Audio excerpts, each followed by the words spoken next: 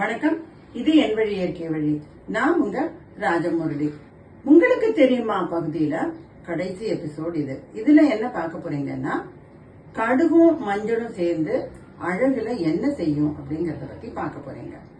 நிறைய பேருக்கு கால்கள் அப்படின்னு பார்த்தா நடை அழகு அப்படிங்கிறது கொஞ்சம் கம்மியா இருக்கும். அதுக்கு காரணம் அவங்களுக்கு வெடிப்பு நிறைய இருக்கும், அதனால வலிக்கும். இந்த மாதிரி ரீசன்ஸ்னால அவங்களுக்கு அவங்க நடையே மாறும். இது ஒரு அழகு சம்பந்தமான பிரச்சனை தான்.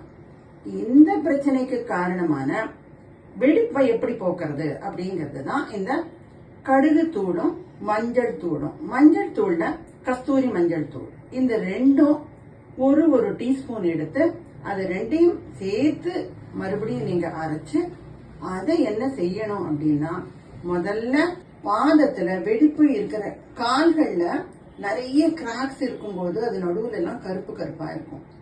நீங்க கலந்து வச்சிருக்கிற இந்த பேஸ்ட எல்லாத்துக்கும் நடுவுல முதல்ல போடணும். போட்டுட்டு அதுக்கப்புறமா இன்னொரு தடவை செய்யும் பொழுது ஹோல் சோல் அப்படியே நீங்க இந்த தூள், இந்த கலரை இதை சேர்த்து நிறைய அப்பினா மாதிரி போட்டுட்டு ஒரு 10 மினிட்ஸ் கழிச்சு தேய்ச்சி வாஷ் பண்ணி உங்களோட பாத அழக நீங்க பாருங்க. ரெகுலரா ஒரு 10 நாள் செய்யுங்க. இந்த மாதிரி வெடிப்பும் இருக்காது, இந்த மாதிரி கருப்பும் இருக்காது. உங்களுக்கு நடை அழக பத்தியும் பிரச்சனை இல்லாம இருக்கும். இது எப்படி கிடைக்கிறது?